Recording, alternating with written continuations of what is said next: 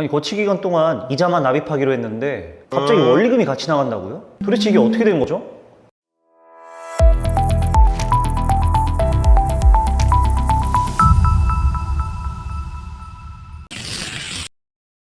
반갑습니다. 신용회복위원회 김영훈 심사역입니다. 자영업자분들 중에서 신용회복위원회를 통해 새출발 기금을 지원받으시는 분들이 있습니다. 연체일수에 따라 신속, 사전, 일반 새출발 기금이 있죠. 이러한 분들이 접수 당시 제외되었거나 새로 발생한 대출이 부득이하게 연체가 발생했을 때 조정안에 포함하는 방법에 대해 알아보겠습니다. 이행 중인 채무조정안에 장기 연체된 누락채권이나 담보권이 실행된 채권, 이행 중 발생한 새로운 채권, 이러한 것들을 포함하는 것을 수정조정을 통한 조정안 포함이라고 하는데요. 개인 채무자들에게 지원하는 개인 채무조정의 경우 수정조정은 대체로 두 가지의 기본 요건을 충족시켜야 합니다. 먼저 포함 채권이 발생한 지 6개월이 경과되어야 하며 연체한 지 31일 이상이 지나야 합니다.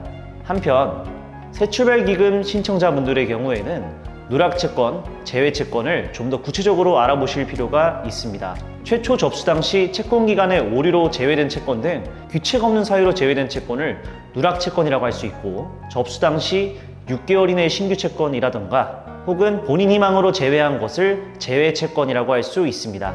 새출발기금에서 누락채권의 경우 새출발기금 조건으로 조정되나 제외채권의 경우에는 개인 채무조정 조건으로 조정이 됩니다. 이행 중 발생한 신규 채권의 경우에는 개인 채무조정 방식과 동일합니다. 다시 말해 새출발기금 조건으로 조정을 받을 수 있는 것은 접수 시점을 기준으로 대상 채권, 희망 채권에 한해 1회만 가능하다는 것이죠. 새출발기금의 경우 본인 희망에 따라 부동산의 경우 최대 36개월, 부동산 외 채권의 경우 최대 12개월 이내에서 거치기간을 부여받으실 수 있는데요. 거치기간을 지원받고 있는 최초 채권기간의 오류 등으로 제외된 누락채권이라면 수정 조정을 통해 새출발기금 조건으로 포함되고, 이처럼 새출발기금 감면 방식으로 포함이 되면 자녀 거치기간을 적용받으실 수 있습니다.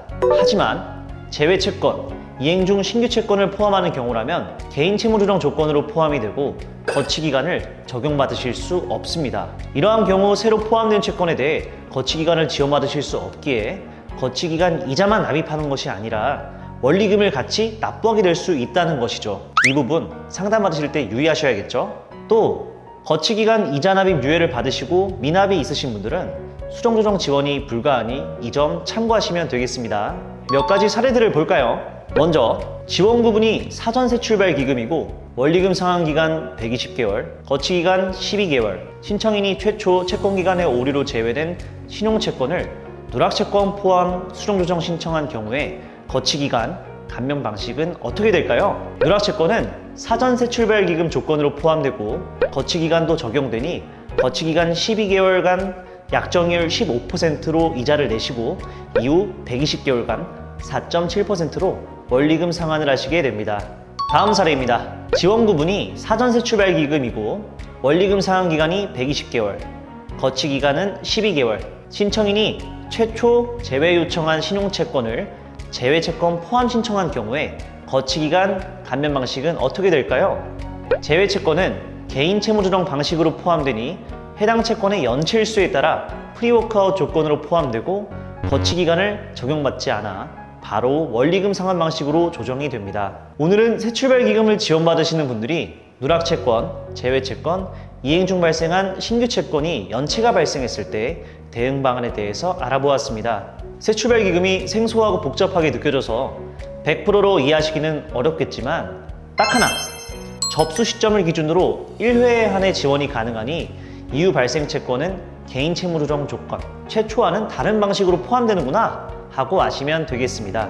여러분의 경제력 재기를 위해 신용회복위원회가 함께하겠습니다. 안녕!